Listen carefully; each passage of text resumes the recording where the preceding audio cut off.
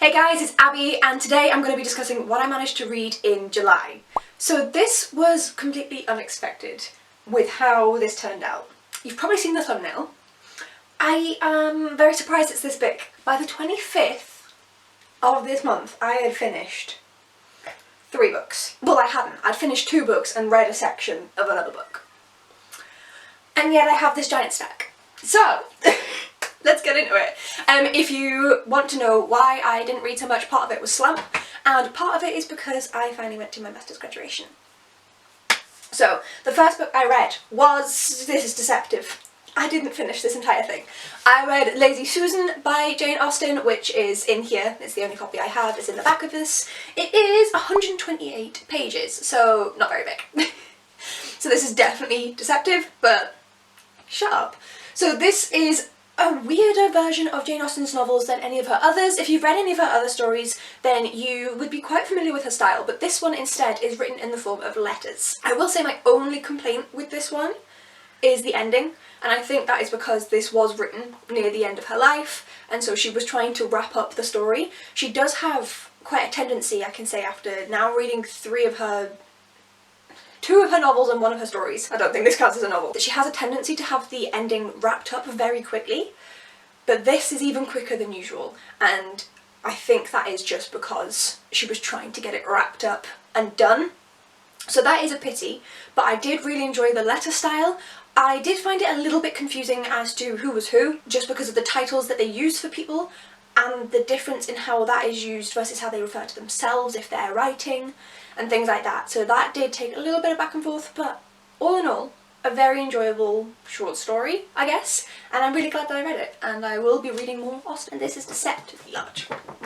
I did not read all of this. Then I read 40 pages of Armageddon Outta Here by Landy. This is the selection of short stories in the Skullduggery Pleasant series, and because I'm reading through the entire series for the Dead Famous read-along, I'm reading these in order as well. So there were 2 stories. I think it was something about Geoffrey.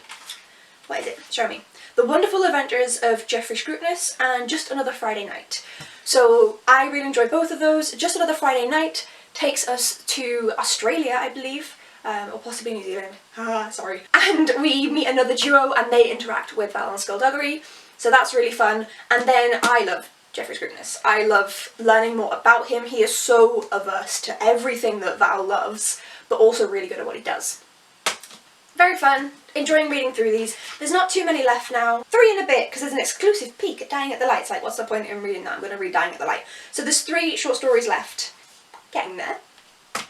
Then, coming in at 172 pages, I read The Last Battle by C.S. Lewis. I read this for the Buzzwordathon prompt of last. Yes, I'm aware that this is book 7 in the series. I know this series like the back of my own hand, so it didn't matter.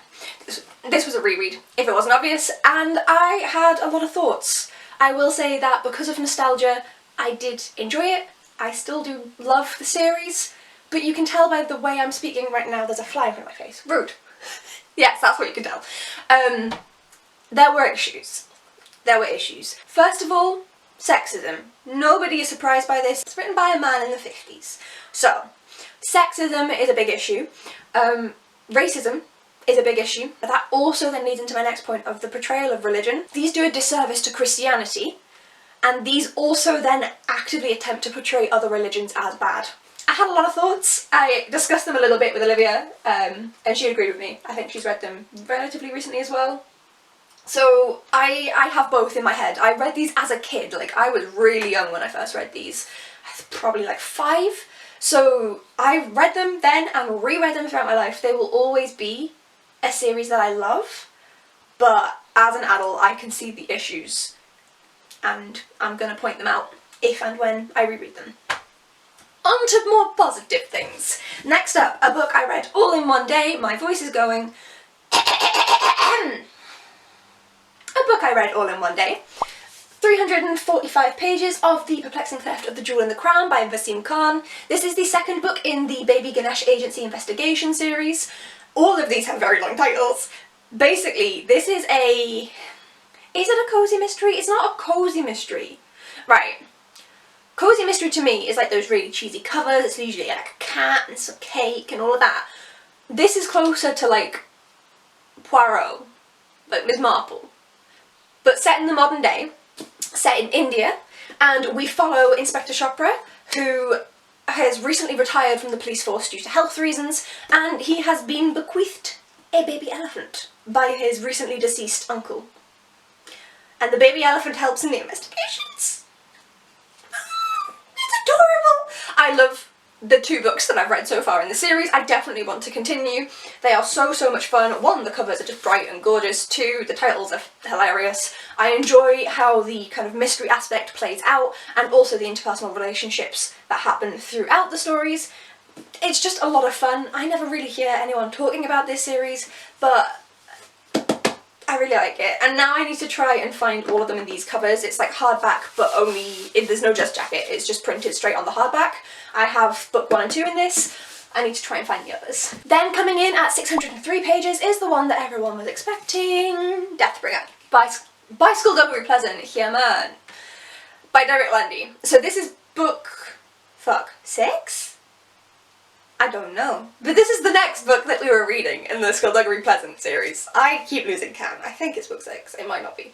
So it's... I can't tell you much about this one, obviously, because it would spoil the previous books, but the very first book starts out with a young girl named Stephanie. Her uncle has recently passed away, and so she goes to the reading of his will, and there she meets a very strange man.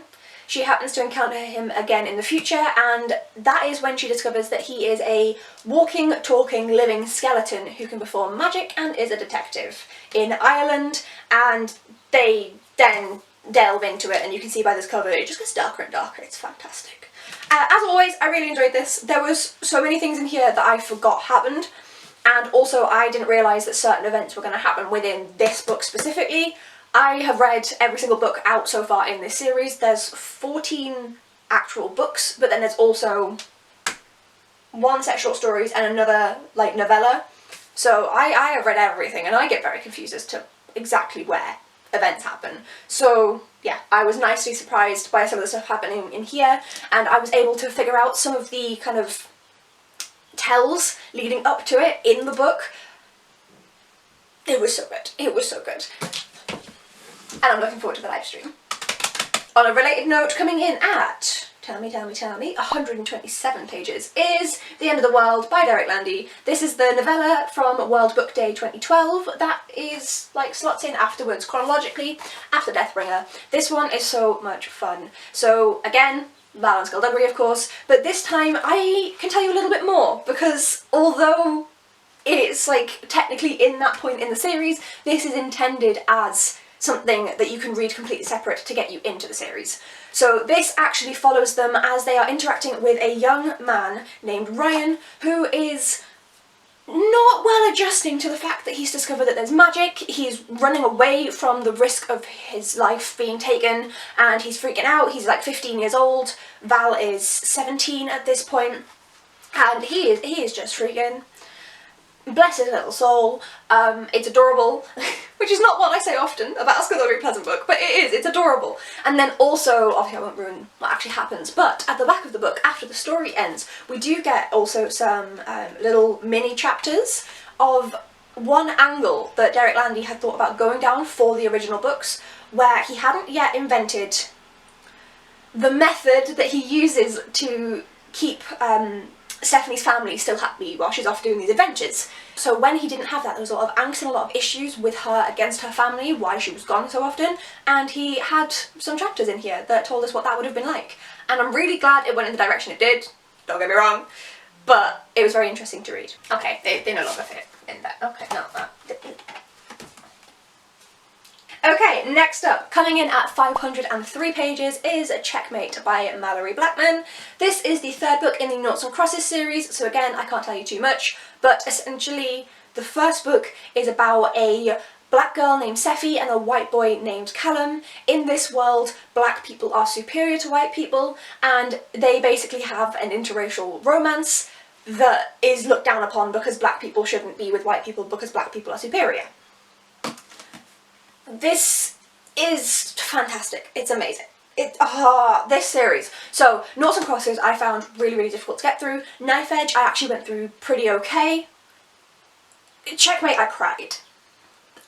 Like, I was sitting downstairs watching the triathlon relay at the Olympics with my dad, and I was starting to tear up, and I was like, nope, nope, Kevin does not appreciate tears, nope.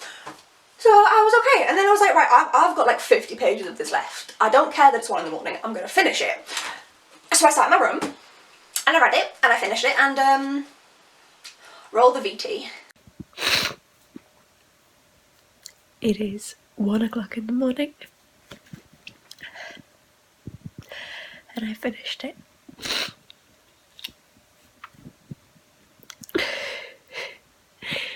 These books take everything out of me.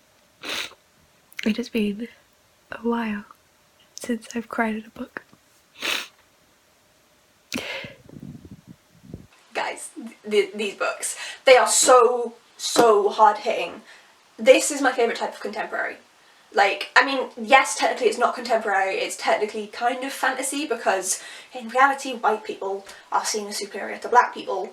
This is the thing, it's real. I've read other dark contemporaries, which I also enjoyed, but this series gets its claws in you because it is so real. I think it helps that it's British and it's English. That's my culture, versus if I read an American dark contemporary, or Australian, or anything like that. But this is just... I've described it before when I was talking about Knife Edge, because this is technically a reread for me. I read these when I was a kid. I don't know how I read them when I was a kid. But yeah, it is an intense series. It's amazing. I think everyone should read it. Again, I read these as a kid, so clearly it's fine for kids to read. Like, it was in my school library for a school. I didn't let the younger kids read it, to be fair. I had a very weird schooling system for the age brackets. So basically, anyone English, standard secondary school, how the hell old are you? 11 up is what I would then say for this, because that's what my school said. So, this should be fine. But I cried like, it's just so deep. And in the front of this edition, Malorie Blackman even states, like, some people have said to her, you shouldn't be covering this topic with young protagonists aimed at young people to read. And she's saying, what the hell, no, this actually impacts them. This is something that they can actually have. Like, this happens to people, and therefore they deserve to have it in a book. So this is just fantastic. It's amazing. I love it. I'm really hoping that Double Cross is going to be slightly less tearing out on my soul, but we'll see. We'll see. There's a lot that I'm not saying about that one because it's too spoilery. Like, if any of you have read it, I need to dissect it with you guys. Again, on a slightly more positive notes, so at 425 pages, I read Persuasion by Jane Austen. So this was another one for the Jane Austen July readathon, and this was a little read-along that they did where you read 2 or 3 chapters each day and got through the book by the end of the month. I did it! This one, we follow I was about to say young woman, but I guess technically from the time she's considered to be quite old. She's 27. Anne is 27, and she's unmarried, and that is... and she had been close to marrying a young man, but he wasn't seen as influential enough by her very judgy family. And then he comes back into her life. So you can anticipate exactly how this goes down. Well, you can anticipate the ending. But I really enjoyed the method of getting there. It was a lot of fun. I loved the fact that there was so much depth and nuance in the book on top of just, it's you again. Like, there's a lot going into there. Obviously there was a lot of like, will they, won't they, even though you know. And I just really enjoyed it. I liked how each and every character had an important part to play within the story. And again, as mentioned when I talked about Lady Susan, the ending does wrap up pretty swiftly. Like, you all know what happens in this. I think there's maybe 2 chapters out of 20 odd where they're together. Everything's like wrapped up. So that is something that I'm getting used to with her novels, because obviously I'm used to having a little bit more time to wrap something up there, like another 2 chapters on top of it or something. But yeah, I really like these. I didn't like this as much as Pride and Prejudice, I have to admit. Pride and Prejudice is still my favourite so far, but this was really enjoyable. I'm really glad I read it. I think it's a really good book. It's a classic. As if I'm like, oh yeah, guys, pick up Persuasion, no one's heard of this. Who am I? But yeah, I enjoyed this. I'm glad that I enjoyed this. I also love my little edition. It's so cute. And yeah. He fell over. Okay, so now on to the books that I didn't finish in the month. I started, but I didn't finish. So I'm going to start off with the book that put me in a massive fucking slump, and that is Labyrinth by Kate Mosse. This is part of the reason I didn't read for most of the month. It's a good book, don't get me wrong, I'm enjoying it, but it's big and my brain went, nope. What can you do? So I managed to get 273 pages into this, and like I said, I'm really enjoying it. It's a dual timeline. One is in I say dual timeline as if it's like, oh, when you're younger and when you're older. It's in the 1200s and 2005. Bit of a difference. But yes, so we're in 1200s France, and we're also in 2005 France. And in the 1200s we're following, you know, kind of like a historical fiction with hints of fantasy within it. Obviously this has got fantasy in it. But in 2005 we're following a young woman who is at a archaeological dig, and she's coming across things that link to this, and there's fantastical links, and I am really enjoying it so far. Like, genuinely, I'm really enjoying it. It's just because it's, I think once a book goes over 500 pages and it's not a reread, looking at you, once it goes over 500 pages and it's not a reread, my brain, it just gets a bit stuck on it, and this book is over 700 pages long, so I'm getting there, because before it was, if a book was over 400 pages, then I would struggle. Now I'm doing okay with 500, so if I just keep reading bigger and bigger books, it'll be fine eventually. I'm getting there. But yeah, so this just didn't get finished. So, oh well. I'm gonna keep reading it. I'm gonna try and read a chapter a day, and then, like, if I then get through my August TBR, if I get through my August TBR, then that can be my read. Or what could be, there's no room for these. Or what could be my read is Prodigy by Marie Lu, because I got 80 pages into this. For some godforsaken reason, I started this on the 31st. I did. This has been on a few TBRs now, and I was just like, no, you're gonna start it. You're gonna start it. So yeah, this isn't like, oh, I don't want to pick it. I picked it up on the last day of the month, okay? It's not very big, it's 350 pages, so, like, I have essentially 2/3 of it left. 2/3 and a bit. Okay, fine, like 3/4. Shut up! But I like it so far. It's interesting, although I will say that at the bit I'm reading there's like a big change in terms of what they're doing. So, like, this is like a certain group of people together, and this is going to be a certain group of people together. So I don't know how I feel about this section. Yeah. I like it so far. I just wanted to actually get started on it. It is very YA. I wish I'd read this when I bought it, because it's very YA and that is less of my thing now. However, that is my fault, not the books. So we shall see. And then, finally, can you fit them in? Go on, go on, go on. Hey! Finally, the one that you've all been waiting for, War and Peace by Leo Tolstoy. So, as always, I don't know how many pages I've read. I will pop it here for you. But we're really, really enjoying this. We are now into book... We're in the middle... Well, in the middle. Yeah, in the middle of book 13 out of 15, kind of. So there's 15 books, 2 epilogues, and then a note from Tolstoy. Which is why I say kind of, because there's 2 epilogues. Tolstoy, 2 epilogues. But we're really enjoying this. As always, I think we should be finished this by the end of October, which is really, really exciting. This, again, is, as always, it's so much fun. I'm enjoying how the story is progressing. We're having, obviously, a lot of character development. I mean, in terms of where we're at, today, as I'm filming, is the 1st, so this is accurate. So we're at 784 pages through, which is basically about, yeah, the book is about 1,000 pages, so it's about 80% of the way through. We're making good progress. Inserting myself here, because I didn't mention one of the books on my TBR that I had put on in July, which was Pompeii by Mary Beard. I put it back on the shelf. I wasn't going to read that. I did not have time. It's like 400 pages, it's tiny writing, it's non-fiction. That wasn't being read. So the little slip is going to go back into the TBR jar after I've pulled for August, because I'm not reading it in August. And yeah, we'll see.